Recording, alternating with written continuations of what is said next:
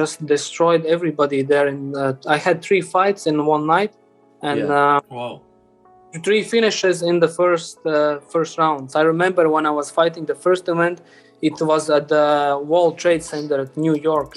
Yeah, and they were fighting in like Miami, in the beach, everywhere. Like, it's so cool, man. Yeah, how does that feel? How does it feel to be fighting on top of a skyrise? You saw what happened, obviously, the Olympics with the knockout and the guy losing. What are your thoughts on that?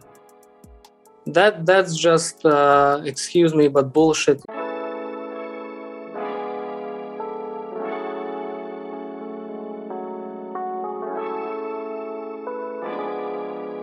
You're listening to Faught with Nelly.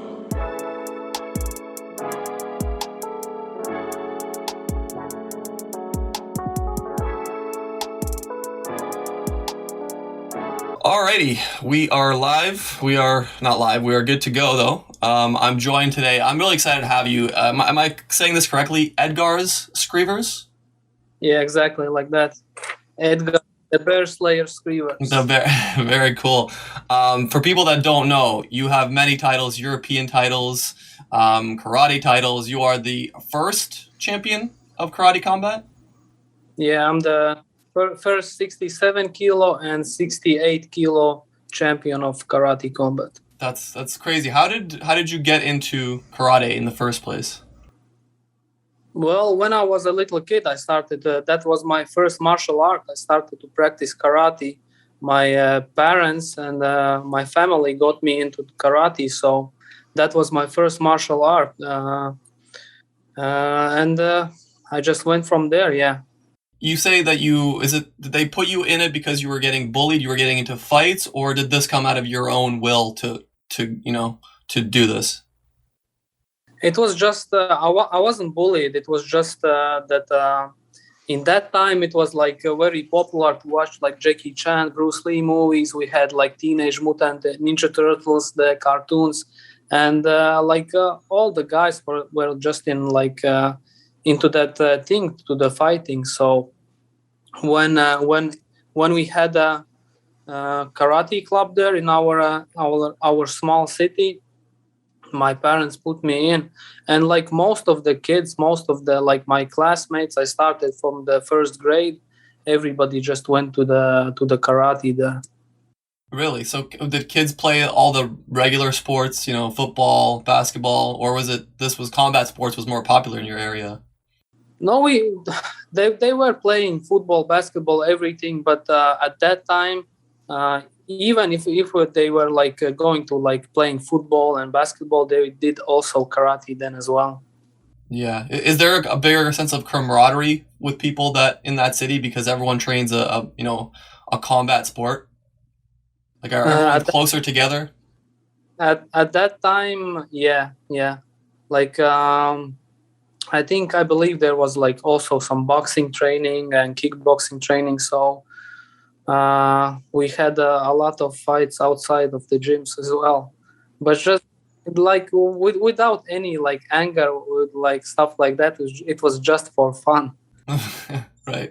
I think a lot of people on the planet might not know what that means, just to have fights outside or for fun. Like here in Canada, at least, or in America, it's very like a lot of animosity with fighting. It's not really, oh, we're going to go outside, have a fun little fight. It's like something personal happened or someone said something or stuff like that, In some cases it was like that, but at least for me, how I remember it wasn't like that. Somebody said or something, somebody did something. We just had fun and that's it. After that, we like went to play, I don't know, maybe football, basketball together, and that's it. Just settled it right there. Yeah. Yeah, I think me and John is from England, so we don't really know what Latvia is like, what the country, what was life there like. Can you tell us more about that and how is living there, or is still living there?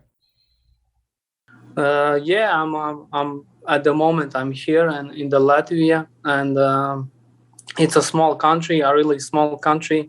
Usually everybody is surprised when we say we are just only like 2 million people, and a lot of Latvians already like living outside of Latvia. So probably here we are like 1.5 in our country, something like that, millions. So yeah, basically that's it. It's a small country, but we have a lot of like sports people, not just fighters. We have boxers and everything, but we also like have good athletes. Yeah, for such a small nation. Yeah, I was going to say, why do you think that is? Go on. No, I was just going to say, for a small nation, why do you think that is? Why do you think it's so good, like so many good athletes, especially combat and stuff, like you say? It's not just combat, it's like athletes all over the place. Like this year we had like Olympic champions, like in the like 3-against-3 basketball as well. Like, you know, in like all kind of crazy sports we have good like good results. Probably I don't know why it is like that. I think like some already like Chinese documentary they will have about Latvians. They are like into this thing, like studying why we have like so many like good results in sports. Oh, really? I don't know. Probably maybe it's because, you know, everybody is in the sports. It's part of the culture to be in the sports. And I remember everybody was in the sports when we started to go to school. So maybe that's why. Who knows? Some places they see sports and, you know, competition to get out of a place. They see it as an opportunity, the golden ticket. You know, I know in Serbia, when, you know, that's where I'm from, a lot of people see basketball or soccer as this ultimate ticket out during times when it was really rough in the 90s, the Balkan Wars, all that stuff. Is there a similar thing with that, or no, do you think? I don't think so at the moment. Probably not. It's not like that. It's not that rough of living here, but it's just another chance, another opportunity how you can like just make things work in your life. Right. I wanted to ask, like, going back to the karate days when you were a kid and stuff. I mean, karate is quite popular, at least in England. Like, it's quite popular with kids. It's kind of like everybody's first martial art in England that I know anyway. All my friends that have practiced martial arts, you do karate when you're young. But then what happens in England a lot, I can't speak for the rest of the world, but in England is people like move away and they go to boxing or kickboxing or now mixed martial arts. But then like, Nelly introduced me. I've seen a little bit of the combat karate, and I mean, it's cool shit, man. It's cool. You know what I mean? Like, karate has this reputation, I think, at least in England, of being like more of a kid's sport.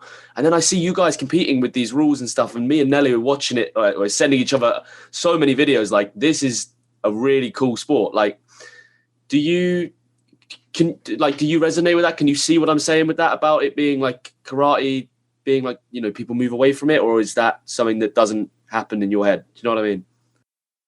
It is similar here as well, and it was similar here as well. Like you said, for most of the guys, karate was their first martial art, and after that, same as me, I went like into different martial arts as well. After that, after karate, I did like everything. Yeah,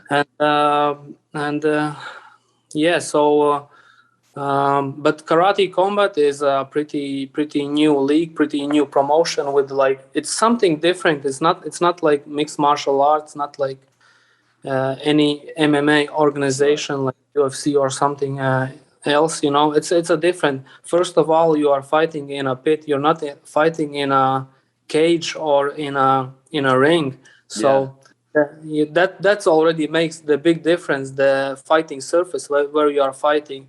And the rules, especially like for regular people, most of them don't understand the ground game when they are like watching UFC and other MMA fights. This is interesting because it doesn't have like any ground game. You can execute some throws or takedowns, and after that you can do like only 5 seconds ground and pound. And after that, the referee again stands you up, and you are just striking. And the striking is also different. You cannot like compare it to kickboxing or Thai boxing or something else, because most of the guys, like all of the guys, are karate guys there, and they're like throwing like flashy stuff, spinning techniques and everything like that. So it's different than kickboxing or Muay Thai. That's what makes it exciting, I think, because you can, in MMA, if you throw a spinning, I don't know, tornado kick or something like this, if you're facing a wrestler, you've instantly made yourself in a big unless you hit them, you're in trouble. So I think it definitely allows you to display really like fun and different techniques. It's nice in the combat karate. It's good. Yeah. Speaking of which, I saw you do a jump and a kick. It was a 180 jump in the end of a round. And you try to kick someone with like the back of your foot. I'm like, wow, this is insane. It made no sense. Like it was unreal. Yeah, you can risk in these like in karate combat. You can do like more risky stuff like these like rolling thunders, tornado kicks, spinning stuff. But in MMA we also see that as well. It's like high risk, high reward, but not as usually not as the same in karate combat. In karate combat you can see more flashy stuff. Yeah. I was going to ask you, is there anything that, okay, you know, there's some really cool, interesting rules that you've already brought up. So first of all, there's only 3-minute rounds, right? With a possibility of 2 more rounds. And it seems like to me, they score the rounds in between. So you already know what you're getting into. It's not like UFC where it's like you have to wait till the last round, right? Do they decide who wins rounds in between the fight? When we are fighting, we don't know the result. Oh, you don't know? Okay. So that was just the post edit then I saw. Okay, but there can't be draws, right? It has to go to a sudden death round. Is that how that works?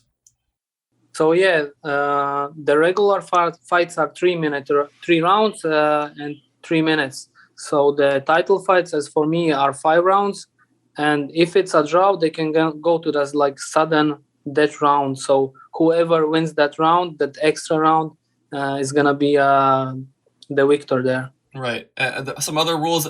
I don't know if this one changed. There was no uppercuts. Is there still no uppercuts? No, there is uppercuts. There is uppercuts now. Okay, that was just an earlier rule then. Where does the rule come from? No leg kick between like the thigh area. It's hard to answer this question because. Probably this one you have to ask the karate combat, but as far as I think, probably it's because they want to see like more movement, more like karate guys like have more like footwork and stuff like that. Probably because of this thing, but I wouldn't mind if they add like low kicks to the thigh as well. It's part of karate, especially when you look at the Kyokushin fighters. That's their bread and butter to have the low kicks in there. Yeah, right. You're also wearing this long pants. You can't see the damage you're doing. That's another interesting part, I think, that maybe some people don't think about. Where in the UFC, when you give someone a leg kick, immediately you see the damage. You see how much you put in. Yeah. A little different in that, yeah. But calf kicks are like effective as well, as we can see, not just in karate combat, but in MMA. It has become very popular to throw calf kicks, and probably if you like land 2 clean calf kicks, your muscle will be like dead. For the thigh, probably you have to land more because everybody is already used to like taking the kicks to the thigh and stuff like that. But to the calf, if you go to that nerve, sometimes I have landed in sparring just 1 calf kick and that's it. Their leg is gone. Turned off, shut off. Yeah. Yeah, that brings the rules are really interesting. Is there anything that you'd like to see change? Is there something you like from other organizations that you would like to see in karate combat? Maybe it's the kicks to the thigh. Maybe that's the one. Yeah. There is no knees or elbows. I think that's what it makes like the different from Thai boxing. So it has to be like different, and we have like the takedowns as well. So it's like pretty similar to like MMA striking because you have the small gloves, you have the larger distance as well. Because you just cannot fight all the time, like just keeping your hands up, and we'll see from there, because when I started, actually the uppercuts weren't allowed. In the first when I was there, but it keeps on changing. Now the uppercuts are already like maybe 2 years ago they already allowed it, so that makes sense. Yeah, and before that, I remember you can like do as well like single legs, but now they took it away. Single legs, you need to like execute more like sweeps, throws like that, yeah. Is it tough with the rules always changing? Because this is a brand new organization. They're obviously trying to make it as most appealing to the audience, and they're trying to bring in new viewers such as like myself and John. So is it tough that you're playing under this very specific rule set that could potentially change at all times, or doesn't matter to you how you fight or what the rules are? Well, for me, it doesn't matter that much. At least when I know the rules before a fight, I can like prepare myself. If I know the rules like a month before, it's okay. I can like prepare myself. So, anyways, yeah, it's not a big a deal. If they're gonna add some other rules like kicks to the thigh, I'm already used to it because I'm sparring in the gym with low kicks, with everything, with takedowns as well. So it's not gonna be a big of a problem for me. I'm gonna be problem for all of the other opponents. Right. Yeah. I was gonna ask you, when you're getting ready to go out and fight in, I think one of the best things about it is like the pit, like you described. Like you don't have a ring or a cage, because as a fight fan, like we see rings, we see cages, but when you see that pit with the sort of the slope, it's unique and it really stands out. But when you're getting ready to go out and fight for a title, if a world title, obviously, like how are you feeling? What's your what's your routine like before you go out there? And because I come from being a fan of boxing and I guess MMA and stuff, I know sort of what the fighters do and how they go through stuff. But is it a similar process? Are you in the changing room? Referee comes in, talks to you, and all this stuff. Like, what's a normal preparation for you? I'd say like 2 hours before a fight. It's the same things as in all of the other promotions as well. Yeah. When I was fighting MMA, it's pretty similar as well. We have our meetings with the judges, with the referees, with everybody, and you just go there like 2 hours before the fight. Probably I already like have my hands wrapped, or we are starting to wrap our hands, and we just go from there. We do our warm up, and I get warmed up pretty good, and then we just go to fight. It's pretty simple to me. There is no specific routine for me. It's just that I need to get my hands wrapped and just need to warm up a little bit, and it's go. Are you superstitious? Yeah. Are you superstitious? Do you have to do the same things each time, or no? I'm not like that. Especially, yeah. Well, what's gonna happen if you're gonna be superstitious and you don't have the time to do that one thing that you're right. all the time doing? So it's all mentality, right? For me, it doesn't matter. It's just I just go in the pit and have fun, and that's it. Yeah. Stepping away from the pit and the rules a little bit, I want to go back to your childhood and fighting. Your parents signed you up into karate, right? So guide me through what happened after that. Did you fall in love with the sport? What made you want to go after titles, compete professionally in the sport? Well, yeah.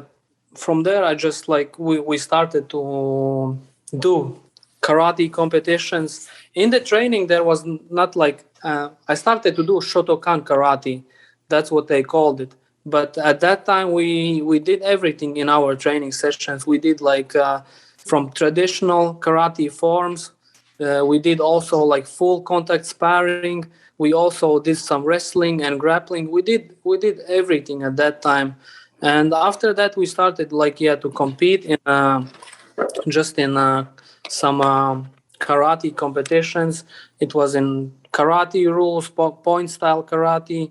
We had full contact karate, and we went everywhere for the competitions. And when I turned 18 or something like that, I decided to like put more work into the like full contact stuff. Before that, I already did some boxing with my friends over at the city where I lived, and but when I turned 18, like I said, I decided just to like a little bit switch and go to another sport, like not just point style karate.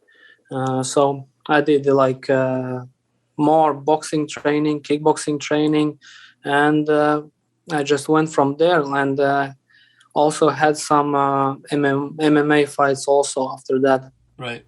When you first started, were your coaches telling you that you have the potential, to first of all do it professionally, then secondly be really good at the sport? Was there ambitions to fight in other organizations, or a lot of European countries, the big ambition is to get to the Olympics? Was that a big goal for you? What were your thought process then? At that time when I was training karate, we didn't have it in Olympics.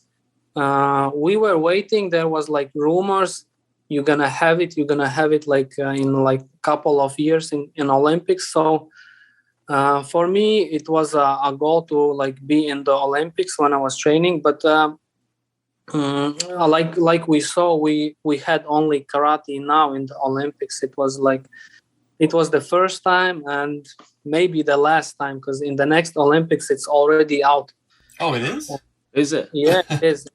It was already known before these like Tokyo Olympics. All right. And after what happened, yeah, that's something I wanted to ask you. You saw what happened, obviously, the Olympics with the knockout and the guy losing. What are your thoughts on that?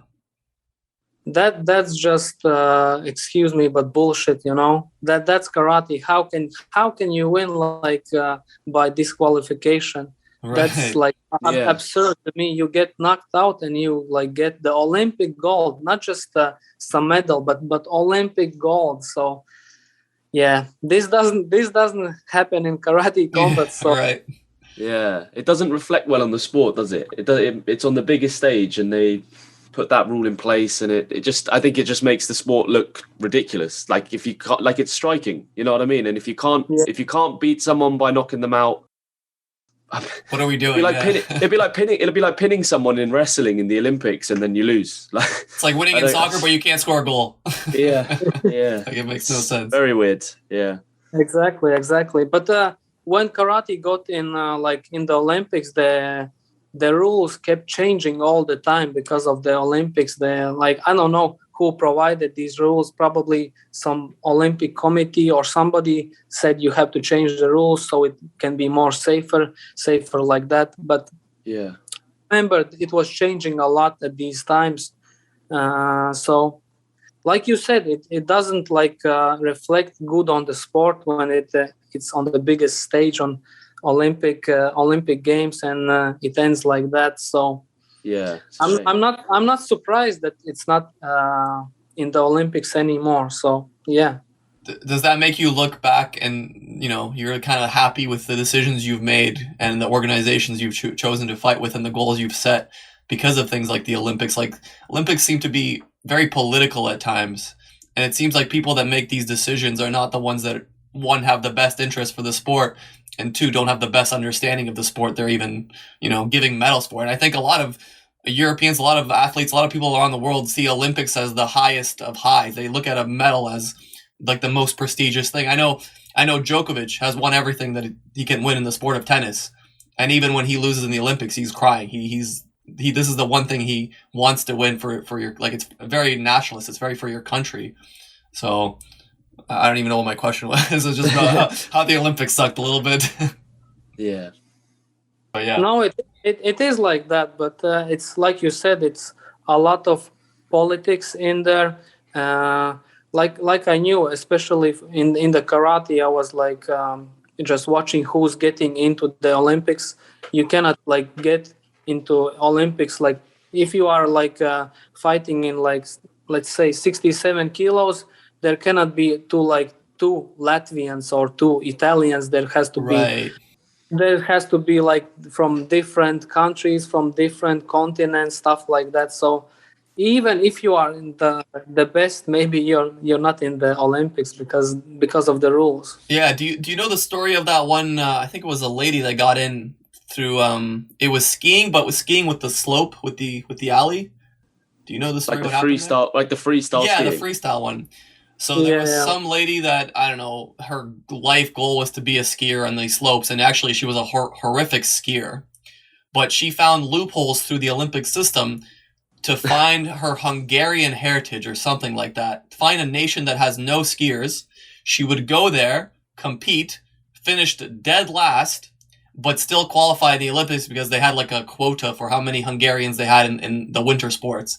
And then there's videos of her at the Olympics, and she just looks like, it looks like me skiing. She looks like an amateur. Like she's going like 5 miles an hour down the slope. So I feel like the Olympics are so silly with these kinds of rules. I don't know where they go from there. It might be actually beneficial to not have karate as a sport there because it reflects so poorly on it. Yeah. I just think at these times already Olympic Games are a little bit overrated, and that's my opinion. And I know a lot of people like think the same as well. They're like a little bit overrated because I know like a lot of tennis guys as well. They don't just want to play in the Olympic Games. It doesn't make sense for them. They just want to play in their like how you do call it, I don't know, promotion, tournaments to make money. You don't make money playing in the Olympics, or it's very little. I think it's like $20,000 if you win, which is crazy. Like it's not a lot, is it? For tennis, it's literally nothing. So you started competing in Latvia. You started doing really well. How did Karate Combat come into this picture? How did they come to you? They saw your fights. They offered you a fight. How does that work? Well, yeah, I already had a lot of wins in karate competitions. Just in karate competitions in point style karate. And after that, I started to compete in MMA, and they saw my fights in MMA as well. You can see that I have a karate background. And they just came up to me, to my team, and offered to be a part of this new league. And I saw it was a good option, a good opportunity, something new, a new project, very interesting. It sounded very interesting on the papers. When I saw the first fight, so we just signed the deal, signed the contract, and got in. Simple as that. And before I was just going to ask, before that, when you were trying to get fights, I imagine you're a world-class athlete at what you do. Your name's the Bearslayer. There's got to a lot of people have got to be avoiding you, right? Like, was it hard to get fights? You know what I mean? When you're like, I know that in other combat sports it can be difficult when you're a quality athlete, and especially maybe it's different in Latvia because, like you say, loads of people playing or competing in karate, but you're like the best of the best. People avoiding you? Do you go through periods, maybe when you were a teenager where you just couldn't get fights, or was it pretty easy to get fights in karate? Well, when we were competing in karate, it was just like tournament style karate. You just sign up there, and a bunch of people come there. So at that moment, it wasn't that hard to like get the fights because it was tournaments. But when I got into MMA and I was competing in MMA, after like year or two, I didn't have like any opponents here left in Latvia and like even in the Baltic states as well. So really, I can imagine. Yeah, we just had to like move on, and that's when I started like to travel more. I like moved a little bit to Thailand as well. I had my training camps there. Was living for a while there as well, and just try to get some fights there. At that moment, it was hard to get fights because they see that you are a good good guy, good opponent, but you're like a risky opponent. It's not easy to fight me, and it's like easy to lose because everybody just is building their like records up just to get into the UFC. Right. That's how it is in MMA. Yeah. Yeah, and someone like you to fight against you would be a nightmare, because, especially back then. Now your name's getting like your name's getting bigger and bigger now. But back then, you just like you don't know who this guy is. But then you look at your credentials on paper, and it's like, oh, this is not worth it. It's not worth it. Yeah, it was hard. I was just training, and we like didn't have any like fight offers because nobody accepted me to fight at that moment. And I remember only in the last moment when they had to have like a late replacement in China. They had like a 8-man tournament, one night 8-man tournament. So they called me, okay, you can come in, like be a replacement, like in like 4 days notice, something like that. And that's when I finally had my like first fights outside of the Baltic states. And I remember I was training in Thailand, like I said before. We went to the China and just destroyed everybody there. And I had 3 fights in one night, and 3 finishes in the first rounds. Wow. Where's the footage of this? I didn't see this online. It's amazing. There is no footage. There is. Yeah. That's a shame. That's how it happened. It was even like really hard to get these fights into the Sherdog as well, because Chinese when everybody loses their guys there, they don't put anything on Sherdog. That's silly. I can imagine. I mean, three knockouts in a night, it would be like viral video stuff. I feel like if you had footage of that would be unreal. Yeah. I even had the first fight. I have an armbar victory in the first round. After that, it was TKOs. Yeah. Wow. It's impressive, mate. Very impressive. When you lived in Thailand, did you go to watch any of those Thai boxing fights? Because I went there. To me, the atmosphere was unreal for one of those events. Yeah, of course. They have, I think, these Thai boxing fights like every other night there. Yeah. You see kids that are like 12 years old fighting each other. Like they start really young. It's crazy there. They don't have any other option there. Right. That's what they have to fight there. Yeah. Just to make a little bit of living. Yeah. Karate Combat, what you said they came up to you with a very good offer. What attracted you the most? Because obviously this is a new organization. I assume, if you don't want to talk about it, it's fine. I assume they can't pay you a crazy amount like some bigger associations out there. But did you see the potential of this organization? Do you see a long-term, growth? Do you get a share of the company? How does that work? Well, at first it was like the rules and everything intrigued me because it was again karate, and for a long time I wanted like to fight in some kind of organization like this when it's where it's striking, where you can throw all the spinning stuff and all the things. I just like the project there, and I saw a good opportunity in the long run. Yeah. So after that, you can easily go like fight anywhere else if you want. Did some of the big names attract you? Because there's a lot of really big names in the MMA community in this. Robin Black, Boss. I see GSP now is doing a lot of promotions with you guys. Were those guys on board from the beginning? Were you aware that they were going to be kind of commentators and involved in the association? When I got in there, only Bas was in there, but it's fine for me as well because he's the first UFC heavyweight champion, if I'm not mistaken, right? So he's a Karate Combat ambassador, and just a big name to have. And when I was fighting, when I was like growing up and just watching all kinds of fights, I was looking up to him. So, but at this moment we're already like working for the same company, which is a huge thing for me. Of course. Your first fight was just kind of the opening fight. Were you surprised how quickly they would give you a title fight, the following fight?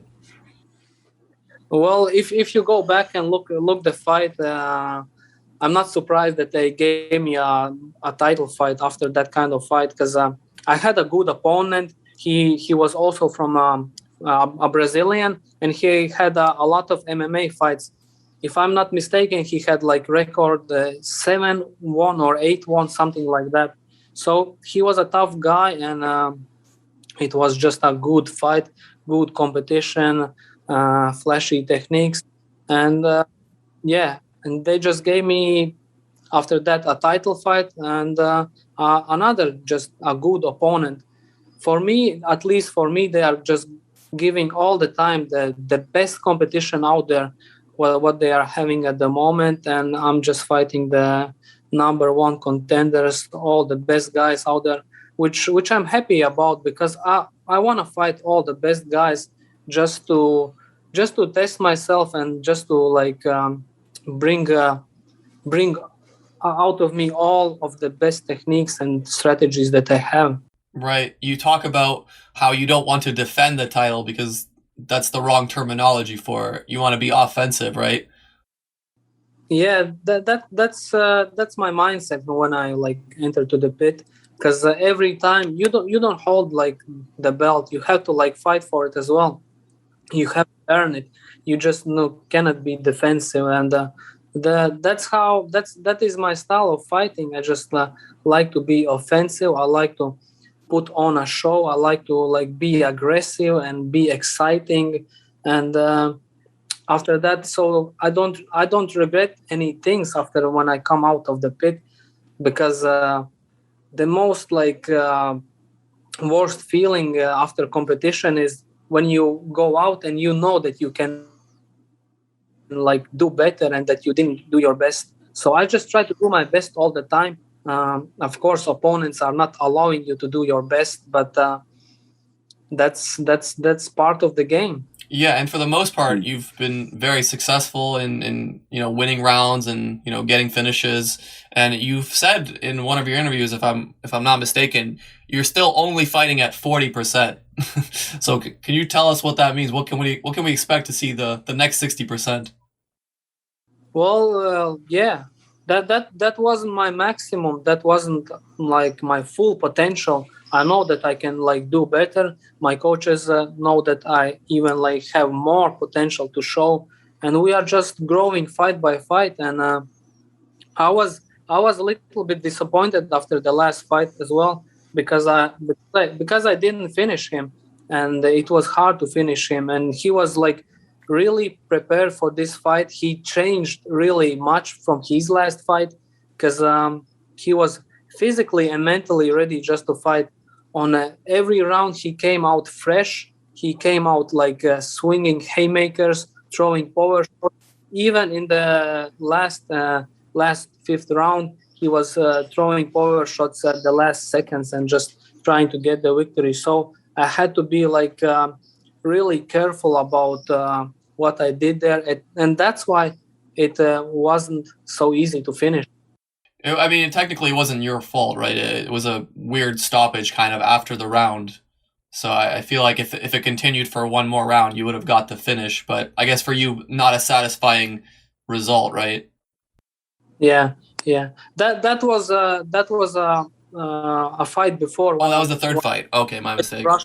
Yeah. Okay, gotcha.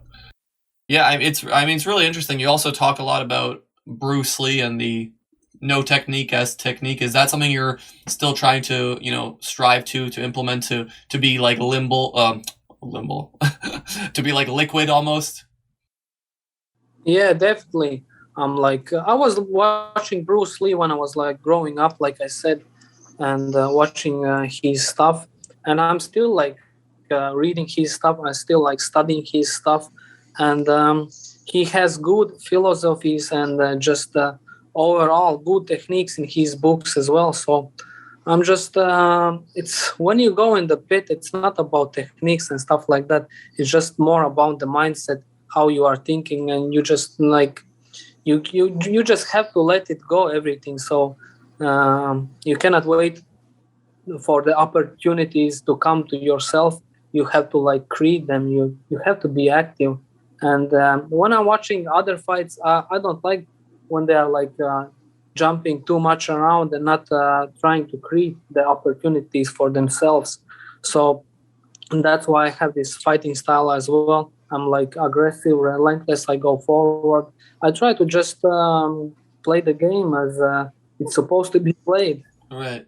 Who do you look up to in the MMA community? Who did you watch growing up? Obviously, there's some names maybe come to mind. Do you look up to guys like Wonderboy Thompson in the MMA in UFC? GSP, obviously a big name. Who did you like look up growing up? When I was growing up, I was looking up to Lyoto Machida. Because he came exactly from the same style as me, from Shotokan Karate. I was looking up to him and just seeing how karate works in the highest level of MMA as well. And of course GSP as well, but GSP didn't use his karate so much. Maybe he used his karate more just for his timing to time the takedowns, which is good enough as well. Right. And I was actually watching up for Fedor. Fedor, yes. For his fights, because he comes from this part of the world as well, and I just liked his mentality, liked his fighting style as well. And the Thompson, he's I think already from this he's already still fighting. When I was growing up, I didn't see him that much, and these were the guys. But I was just watching all of the UFCs before it was Pride FC as well. Right. They had the biggest events. I think they still have the biggest event record with all these 90,000 people, something like that. So right. Josh Crow Cop, maybe? Any Crow Cop? Crow Cop as well, for Crow sure. Cop was special.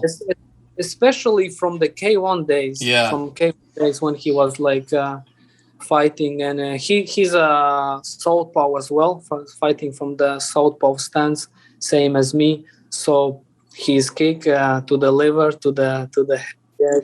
Right, left kick cemetery, right kick hospital, or something like that. Yeah, something like that. Yeah, one of the most vicious mottos I think I've out of any fighter. He was scary. Even when he fought Fedor, that was electric. I thought this is gonna be insane. Yeah, and I think he's still competing even at this. I think he's trying to. He's had heart problems, but that's not stopping him. I think he had a heart attack, but he still wants to fight. It's crazy. He still looks like he's in the prime of his life. Well, you cannot get this adrenaline, these hormones from anything else. I think the fighting is unique. You cannot have these feelings anywhere else. Yeah, it's adrenaline rush. Right? You can't. Yeah, sorry. Probably that's why they are fighting still in these ages. Yeah, and how old are you now, Edgars? I'm 30 years old now. 30. So, when you speak about that adrenaline, do you ever worry that you'll get to 40 maybe? It'll be time to stop, but you can't stop. You see a lot of people do that in combat sports. Do you ever worry about that, or do you make plans to know, no, actually, this is the way I want to go after I retire? Yeah, of course. I don't want to fight at 40 years old. I just want to stay healthy. Life is not just about fighting. It's gonna end at some moment. You have to take care of your family, of your kids, of everybody. So you have to create a different plans as well. I plan on fighting when I'm 40 years old. I think I'm gonna be fighting 3 or 5 more years left. So I just wanna make the best out of this time. Yeah.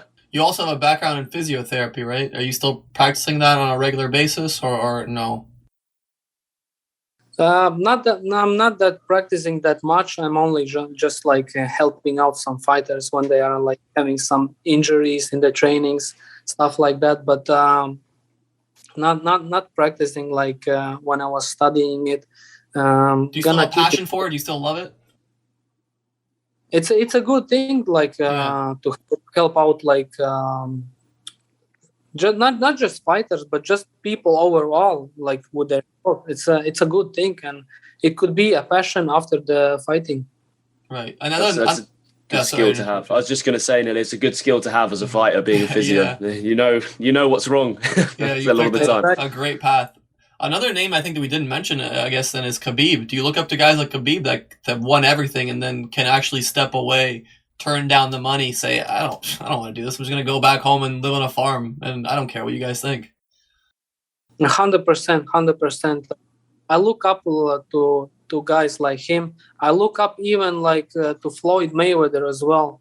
In that sense that he created a lot of businesses outside of the fighting. He's just that's why he's the that's why he has the money team, and I can understand his nickname as well. And he just has a great mindset for fighting and just creating everything around it. Well, speaking of Floyd, what I do, I'm a YouTuber, so obviously you probably saw the Logan Paul Floyd fight and all that. What's it going to take to get? I see Bare Knuckle as well. Bare Knuckle FC are kind of getting some more celeb type fights and this sort of. Do you think that could ever be something that you see in combat karate? You see Logan Paul in the pit versus you or something like? Can you picture that? Or personally, I feel like karate's too skilled, right? Like anyone can pick up a pair of boxing gloves and you learn the basics in a couple of months. You're not going to be good, but you learn you can't get the dexterity of karate. You can't get you're not going to learn how to head kick someone in a couple of weeks. You know what I mean? So, what do you think? Would you like to see it, or do you want to keep that showbiz stuff out of the sport? No, I think it's good for the sport. They are bringing new eyes to the sport, and I think it's not a bad thing. But I think most of the YouTubers are doing, like you said, boxing because it's not so complicated. Maybe like you have to throw spinning techniques and kicks and stuff like that. But I'm open to all of these things, and I can welcome them in my office in the pit without any problem. That's smart. Yeah, definitely. Another cool thing that I wanted to kind of talk to you about is the visuals, the presentation of Karate Combat. You fought in some really cool locations, and the special effects for some of it feels like a video game. What are your thoughts on? Is that going to be a staple of Karate Combat, or is that more of a gimmick maybe for now to get new people? Or do you think this is like kind of the big thing that's going to draw a casual person who just turns on the TV? Oh my God, they're fighting on top of a high rise in Tokyo. This is amazing. I think that's what also makes the difference from all of the other like MMA promotions, kickboxing promotions. That it's different. You are like you are fighting in front of like the green screen, and you can create that you're fighting everywhere. Right. Like you like I don't know, in the future, in the past, and it's already the second season when they are doing this kind of stuff. First season they try to do it like in real, exclusive locations. I remember when I was fighting the first event, it was at the World Trade Center at New York.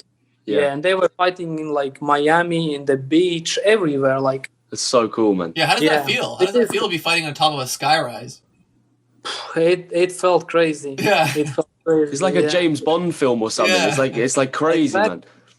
I want to see you in a glass tank over like sharks. I want to see sharks all underneath, and you guys just going at it. We can do it. We can do it anywhere. Yeah. We got to get the promoters to get John the event coordinator.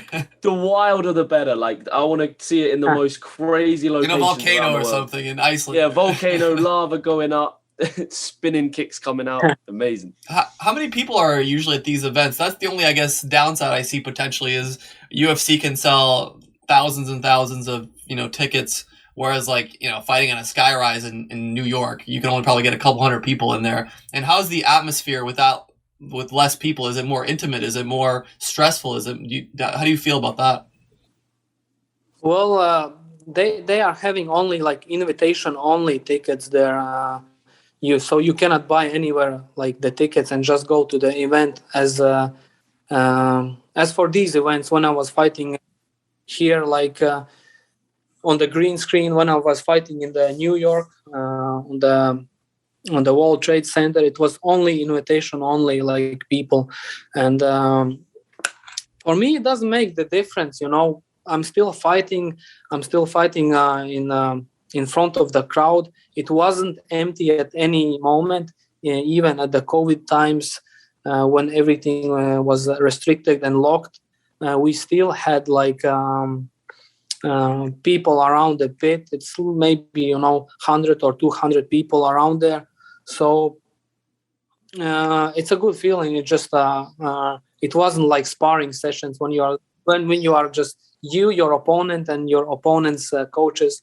So I still like felt in like I'm fighting in an arena, and in the end it's you against your opponent. It doesn't matter if there are somebody is watching or there is no crowd at all. So, but of course it's better if the crowd is bigger, if we have all the noise and stuff. It gives you a better vibe, a better feeling when you are fighting there. Yeah, more energy, right? A little more energy in the building. Yeah, exactly. So yeah, go ahead, John. Well, I was going to say the same. I was watching. I don't know if you guys saw some of the UFC last night, but they do it in that Apex. They do the same thing with like little crowd. But I really wanted to know kind of both your opinions on. Did you guys see the Roundtree Junior kick? He did the oblique kick to the knee. Did you see this? No, I didn't see this one. I missed this. So he hit him with an oblique kick, which is obviously like that kick. John Jones kind of made it famous, man. Right on this guy's knee. And they're going at it, I think, third round, lands it clean on the knee. And it's kind of grim to watch. Like you see like big guy as well, like middleweight, and he just collapses back on the knee. And it's ACL, PCL. Like he could never fight again. I mean, what are your guys' thoughts on, like, do you think that kick is that kick legal in combat karate? And do you think it should be legal in MMA? Like, it's a bit of a weird one for me. It's like a stomp on the knee, isn't it? Yeah, I saw it. It's a bad injury. It's a really bad injury. And I don't know how he's going to recover from it. It's going to be a long rehab, a long process of recovery. But in karate combat, it's not legal because it was a kick to the thigh, to the knee. Oh, yeah, sure. Yeah. And but in MMA, I was using this kick as well. I was using oblique kick, the side kick to the thigh. But these guys were, I think they were from light heavyweight or middleweight. Big guys, big dudes. And that guy, he was throwing with a lot of power this kick. And the Lithuanian, he was, I think, too much relaxed on his knees, and he just didn't expect the kick. When you are expecting it, you can brace your thigh. You are ready. You're physically, mentally ready for it. But you see, he threw it before. He threw it once and missed, and then maybe 8 seconds later, he threw it again, and it was straight on the knee. And it's like, it's not nice to watch. Do you think it should be? Do you think it should be in MMA, or do you think it's kind of be banned?